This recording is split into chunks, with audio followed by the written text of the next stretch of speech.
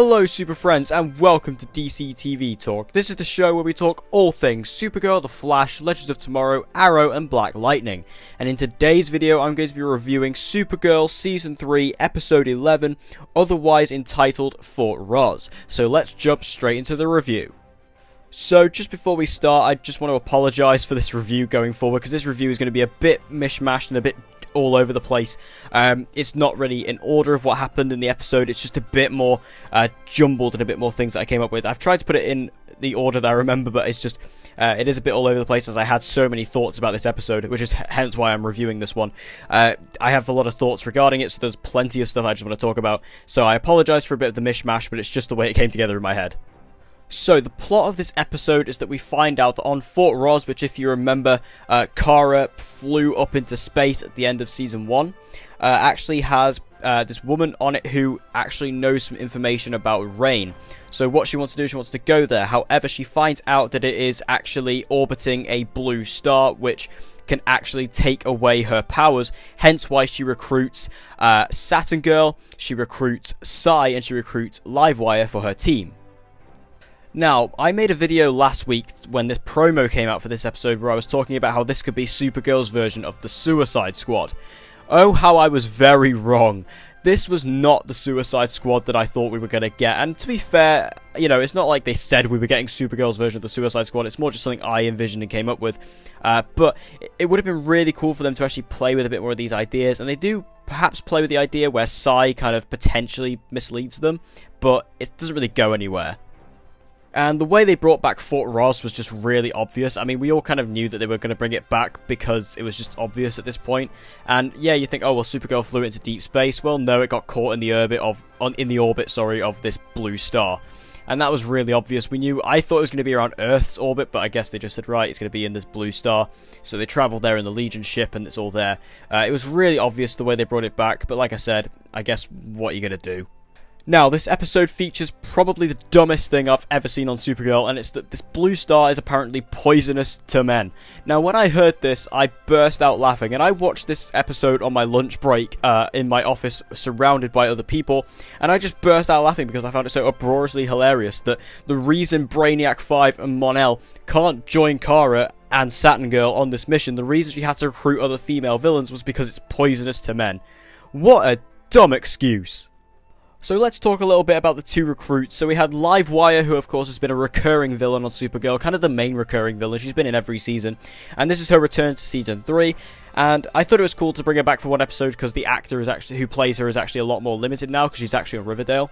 But it was cool to see her back. However, this is my least favourite time we have seen her. I thought she was incredibly annoying this episode, and I know she's kind of supposed to be annoying, but the scene where Supergirl goes and gets her and she laughs in her face, I found incredibly cringy. However, I was not expecting her death. I did not expect them to kill Livewire, but they did. They actually have Rain kill Livewire in this episode, which I didn't expect. So fair play. I didn't think they were going to kill Livewire, but they did. Obviously, this is the Arrowverse. All characters come back to life all the time, so she's probably not going to be dead at some point. She probably will come back to life at some point, I mean. So it's probably not going to be that long-lasting, maybe for another couple seasons. But, you know, I thought it was still quite an interesting move to kill her off. Then we had Psy, who I was actually pretty interested with because I quite liked her in episode 2 as kind of the villain of the week, and I didn't expect them to actually bring her back, but they did. And I remember that she was quite a big deal when she was cast, so I guess it made sense that she would come back at some point. They had dampeners on her psychic powers, so obviously she couldn't do anything, but I thought it was quite cool the way that they potentially misleaded her or perhaps lost control of her powers, and it's never quite stated and defined. I thought that was quite cool, and the ending interaction between her and Kara was a nice little moment. God, I said this review would be a bit all over the place, didn't I? So Alex and Ruby. Alex is babysitting Ruby in this episode while Samantha goes off on a work trip, in air quotes. And this is kind of setting up the potential storyline that I did say about in my predictions video for Supergirl Season 3, which is that I believe Alex is going to adopt Ruby because of what's going to go on with Samantha, whether she goes away or dies or whatever. Ruby is going to end up in the custody of Alex because, of course, Alex wants a child, which is the reason why her and Maggie broke up. It just makes sense, and this episode was set up. Now, this is a fine storyline. I don't particularly mind it. I mean, I don't like Ruby as a character. I've always said that. I found her incredibly annoying, but it's the same with William on Arrow. I don't like children on on the Arrowverse shows. I think they're incredibly annoying. And then they also bring in this episode that Alex, because obviously she is part of the DEO, she can kind of pretend she's part of the FBI. So she pretends she's part of the FBI and goes to this girl's house who's been bullying Ruby, and just it was a nice moment, and it does have a good message, but it just didn't work for me personally. Again, it was just very, very cringy the way she just went up to this girl's house and was like, oh, I'm from the FBI, and if you don't stop bullying this girl, I'm going to come back and we're going to take you to juvie, or I'm going to tell your parents. It was really cringy. And like I said, it was a nice message, you know, it was like an anti-bullying, cyberbullying, repentant message, but it was just really on the nose and really kind of just off the wall. And it didn't pay off for me, and it didn't work for me. So therefore, I felt it didn't really work, but I guess it was a good message.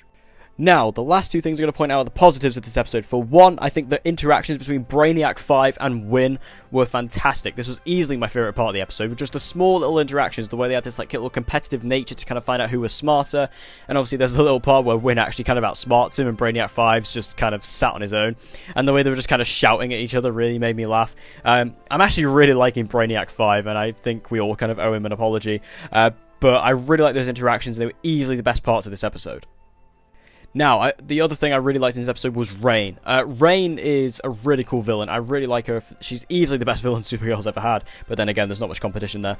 But we kind of see how Rain's conflicted, and we kind of see that Rain and Samantha are kind of two separate entities. We can see that the Samantha side of Rain is pulling her and showing her that she's doing something wrong. Even Supergirl, you know, picks up on that, and she plays on that in the episode. And you can see that Rain is actually a conflicted character inside, and she's trying to eliminate the Samantha side of her so she can become full Krypton. This then leads directly into a scene where we see Samantha come and pick up Ruby from Alex's apartment, and we see that Samantha is starting to worry because she's like, I'm going to these places, but I don't remember going there, and I'm always it feels like I'm losing time. And this is very similar to kind of what they did with Julian in The Flash last season when he was Alchemy, and I really like that plotline. It does kind of feel like they're reusing it, but I do like the storyline where, you know, characters become villains, but they don't know they're villains. I think that's a really clever idea, and I think that's going to work for Samantha going forward.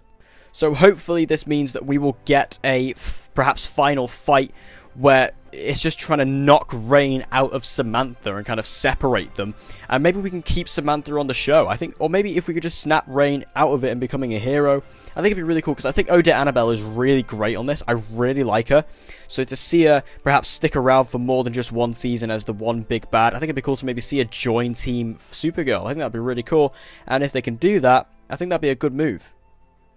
So what did you guys think of Supergirl Season 3, Episode 11 for Rozz? I personally think this is easily, without a shadow of a doubt, the weakest episode so far of Season 3. I don't think Season 3 has been a weak season at all. I think Season 3 has easily been the strongest season of Supergirl, and potentially the strongest season of the Arrowverse shows so far. I mean, Legends is kind of putting up a fight there.